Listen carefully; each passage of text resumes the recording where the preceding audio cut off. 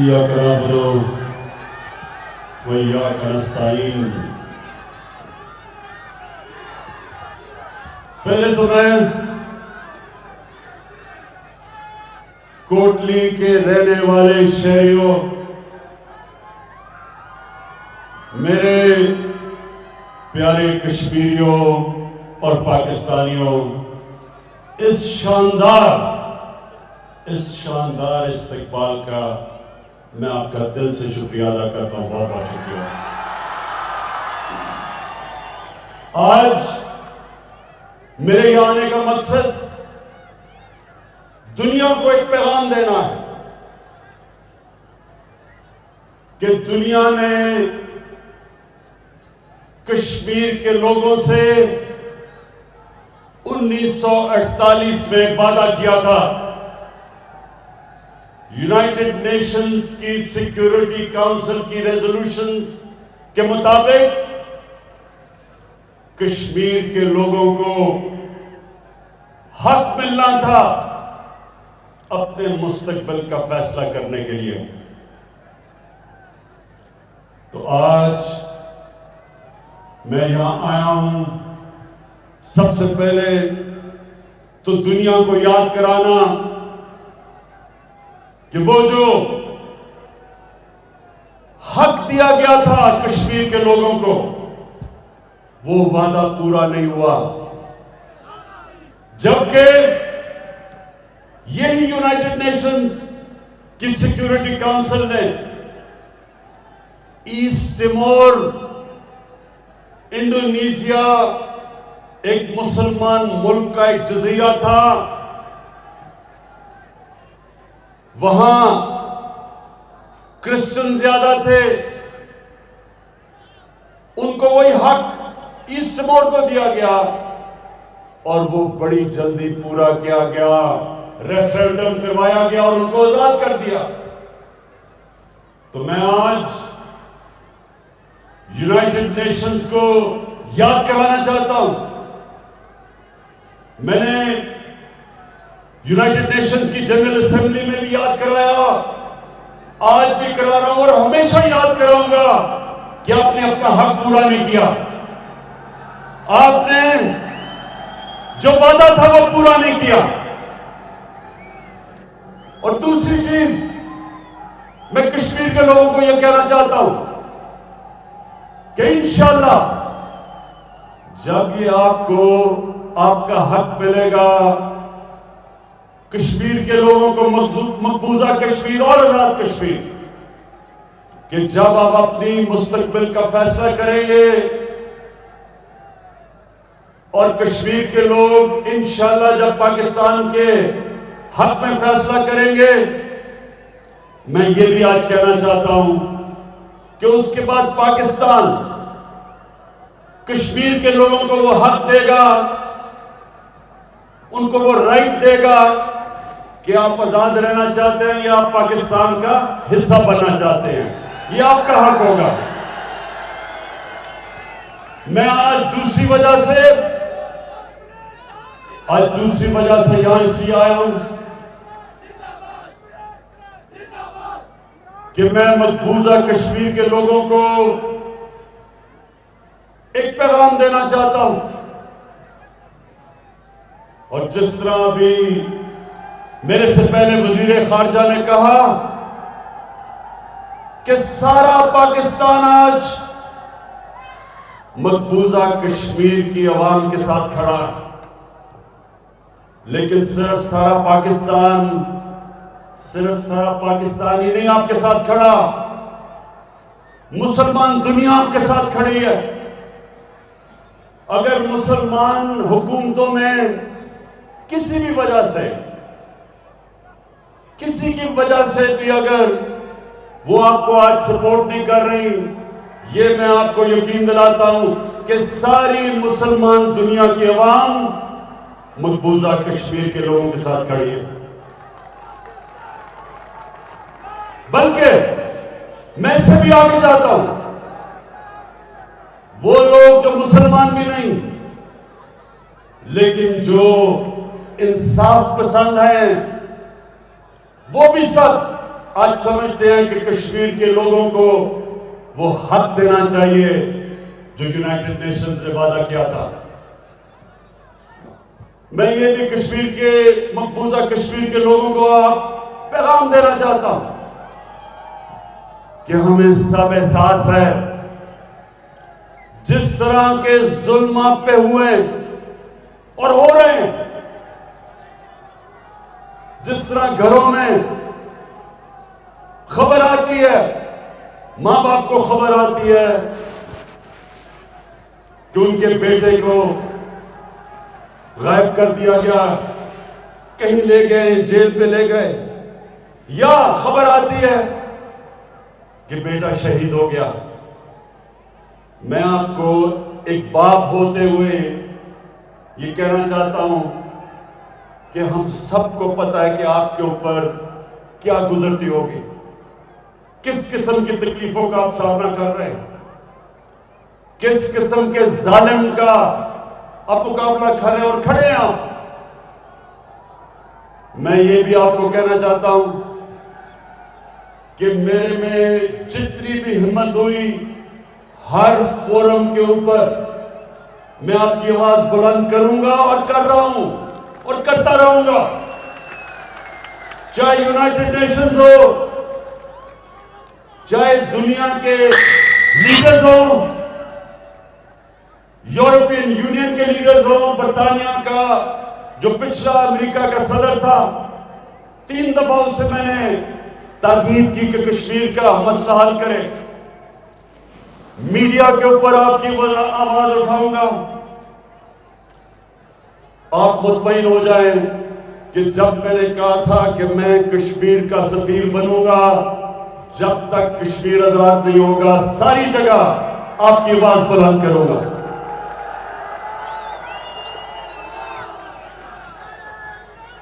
मेरे कोटली के शहरियों, मैं अब आपको ये बताना चाहता हूं कि जब हमारी हुकूमत आई तो मैंने पूरी कोशिश की कि हिंदुस्तान को हम एक दोस्ती का पैगाम दें, उनको समझाएं कि कश्मीर का मसला ये आपके जुल्म से नहीं हल होगा। दुनिया की तारीख ये बताती है कि कोई भी दुनिया की ताकतवर फौज एक आबादी के खिलाफ नहीं जीत सकती। जब एक कौम सारी खड़ी हो जाए, बड़ी से बड़ी फौज दुनिया की तारीख हमें बताती है कि फेल हो गई। अमेरिका सुपर पावर वियतनाम में नहीं जीत सका, 30 लाख लोगों की कुर्बानी दी वियतनाम के लोगों ने और आखिर आजाद हो गए। सुपर पावर नहीं जीत सकी। अफगानिस्तान की तारीख बताती है कि कितनी सुपर पावर्स आई अफगानिस्तान में, लेकिन एक आबादी के खिलाफ कोई सुपर पावर नहीं जीत सकती। अल्जीरिया में फ्रांस ने कितना जुल्म किया, लेकिन आखिर आबादी के खिलाफ फ्रांस नहीं जीत सका। हिंदुस्तान 9 लाख फौज ले आए, ज्यादा भी फौज ले आए, लेकिन वो एक आबादी है कश्मीर के लोगों की जो आपकी गुलामी कबूल कभी नहीं करेगी।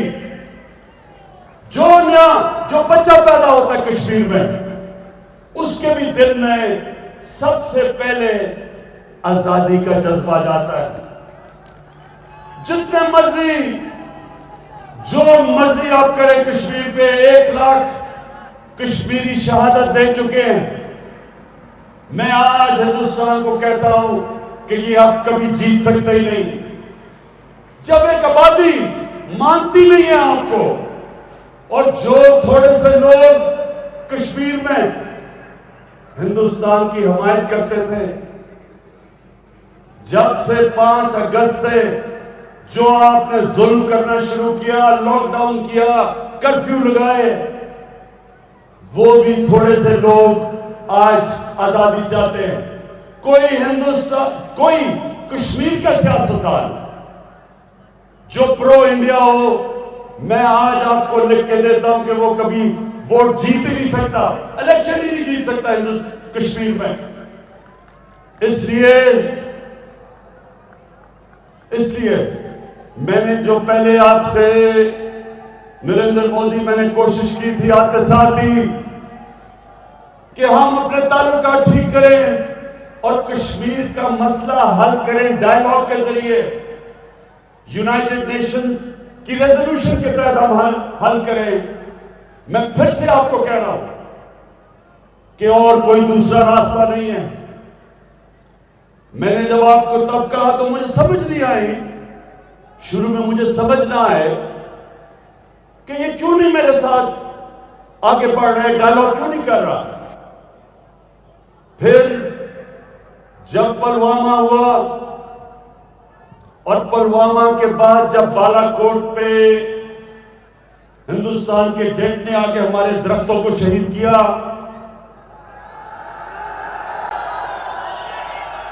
आपको पता मुझे दरख्तों से खास लगाव है, तो बड़ी मुझे तकलीफ हुई कि हमारे उन्होंने दरख्त शहीद कर दिए। लेकिन तभी मुझे पता चल गया कि ये अमन नहीं चाहते, ये दोस्ती नहीं चाहते, बल्कि वो पुलवामा को इस्तेमाल कर रहे थे और बालाकोट को इलेक्शन जीतने के लिए। और वो जो इनके एक सहाफी गोस्वामी, उसकी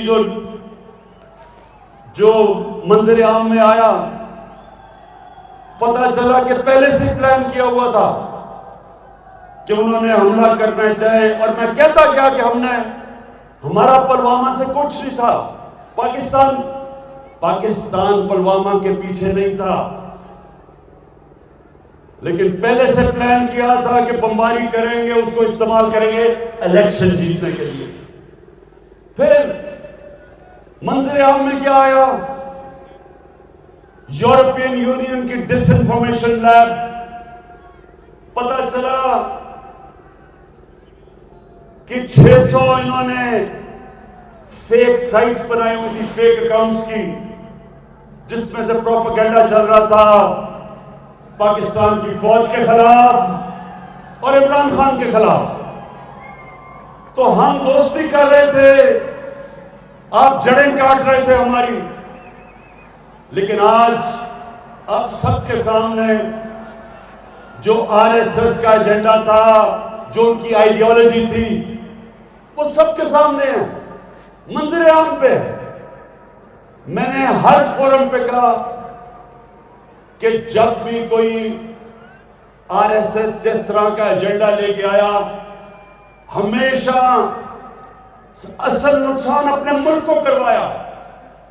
आज हिंदुस्तान में हालात देखें, मुल्क तकसीम हुआ है।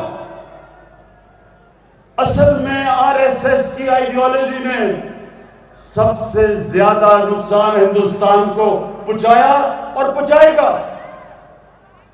आज हिंदुस्तान के किसान निकले हुए हैं, मुसलमानों के जो हालात हैं वो सबके सामने है। जो उन्होंने 2 सिटीजनशिप की लेजिस्लेशन लेके आए, मुसलमान अलहदा तंग, किसान अलहदा तंग, जो अकलियती हैं हिंदुस्तान की वो सब लोग डरी हुई हैं, क्योंकि इस तरह की आइडियोलॉजी थोड़ी देर के लिए तो फायदा पहुंचा देती है, इलेक्शन भी जिता देती है, लेकिन उसके बाद माशरे का सबसे ज्यादा नुकसान इस तरह की फैशिस्ट आइडियोलॉजी करती है। हमारे नबी सल्लल्लाहु अलैहि वसल्लम रहमतुल आलमीन थे, इंसानों के लिए रहमत बन के आए थे, रहमतुल मुस्लिमीन नहीं थे। सब इंसानों के लिए रहमत बन के आए थे। उन्होंने सब इंसानों को इकट्ठा किया, तकसीम नहीं किया। दुनिया की तारीख का सबसे बड़ा लीडर, ना कभी कोई माजी में आया और ना कोई आ सकता है। तो हमें अल्लाह ने कहा उनकी सुन्नत पे चलो। जो भी उनकी सुन्नत पे चलता है वो होता है लीडर, कायद आजम। जब कायद आजम ने सियासत शुरू की तो हिंदू मुस्लिम एम्बेसडर कराए जाते थे, इंसानों को इकट्ठा करने वाले लीडर कि मिलकर आजादी की जंग लड़े। जो नेल्सन मंडेला, जो सारा साउथ अफ्रीका उसको क्यों मानता है? उसने इंसानों को इकट्ठा किया, तकसीम नहीं किया। एक तकसीम हुए माशरे को जोड़ा। तो नरेंद्र मोदी, मेरा सबसे बड़ा पैगाम आपको ये कि आप जो हिंदुस्तान को तकसीम करके ये हिंदुत्व की जो आइडियोलॉजी है, ये आपको इलेक्शन तो जिता देगी, ये हिंदुस्तान की तबाही, ये तबाही की आप बुनियाद रख रहे हैं। तो आज मैं फिर से आपको कहता हूं कि कश्मीर का मसला हमारे साथ मिलकर हल करें। और उसके लिए सबसे पहले जो आपने 5 अगस्त को ये कदम उठाया था 370 आर्टिकल खत्म करने का, उसको रिस्टोर करें और फिर हमारे से बात करें और यूनाइटेड नेशंस की रेजोल्यूशन के तहत कश्मीरियों को वो हक दें जो दुनिया की कम्युनिटी ने, वर्ल्ड कम्युनिटी ने जो हक दिया था वो दें। हम तैयार हैं आपसे फिर से बात करने के लिए। लेकिन फिर से मैं कहता हूं,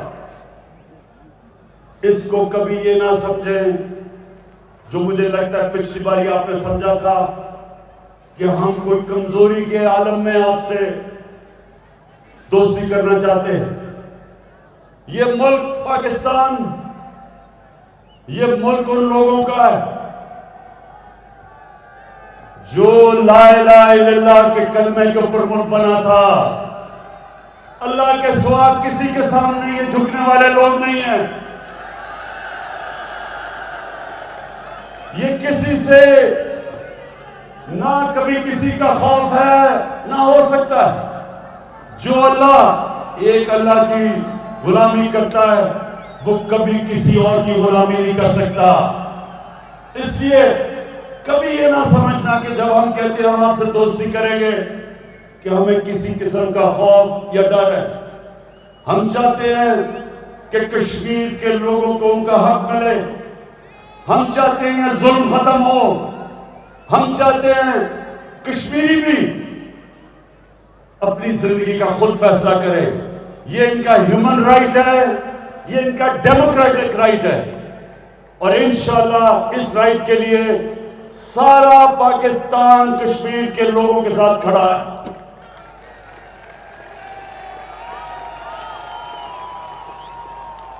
मैं आखिर में मैं जो बात कहना चाहता हूं वो ये कि क्योंकि मैं अपने नबी सल्लल्लाहु अलैहि वसल्लम की सुन्नत पे चलने वाला हूं, मेरी भी पूरी कोशिश है कि मैं सारे अपने पाकिस्तानियों को इकट्ठा करूं, यूनाइट करूं, अपने सारे सूबों को इकट्ठा करूं, जो हमारे इलाके पीछे रह गए हैं उनकी मदद करूं। जिस तरह लाइन ऑफ कंट्रोल में लोगों को मुश्किल वक्त से गुजरना पड़ता है और ये बमबारी करते हैं, खास तौर पे मैं उनको पैगाम देना चाहता हूं कि हम आपकी पूरी मदद करेंगे। आपके लिए मैंने पूरा पैकेज तैयार किया हुआ है कि वहां ये जो बमबारी की वजह से डिसलोकेशन है, इंशाल्लाह आपके साथ हम खड़े रहेंगे।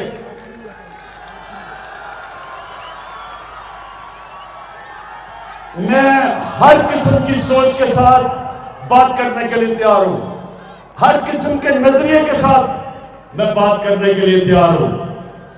लेकिन जो मैं कभी किसी किस्म की मुफाहमत जो मैं नहीं करूंगा, मैं कभी बड़े बड़े डाकुओं को एनआरओ नहीं दूंगा।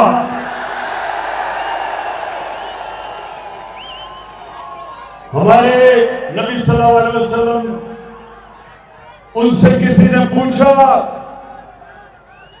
कि उन्होंने कहा जी ये तो बड़ी एक कुरैश की लड़की है, औरत है, इससे चोरी की है, ये तो कुरैश खानदान की है, तो इसको माफ कर दें। तो दुनिया के सबसे अजीम लीडर ने कहा कि अगर मैंने इसको माफ कर दिया तो हमारा वो हाल होगा जो तुम्हारे से पहले कितनी कौमें बर्बाद हुई, जिधर ताकतवर के लिए एक कानून और कमजोर के लिए दूसरा कानून। मैं कभी छोटे चोरों को जेलों में न डालूं और बड़े डाकुओं को एनआरओ दूं, ये मैं कभी नहीं कर सकता। ये जो मुजफ्फराबाद में सब जमा हुए हैं, आज इधर से इधर से सुन ले मेरी बात कि आपने लॉन्ग मार्च करनी है, बेशक लॉन्ग मार्च करें। आपने लॉन्ग मार्च जिधर भी करनी है, मैं आपकी मदद करूंगा आप करने के लिए। लेकिन अगर आप उल्टा भी लटक जाए, नारों नहीं दूंगा।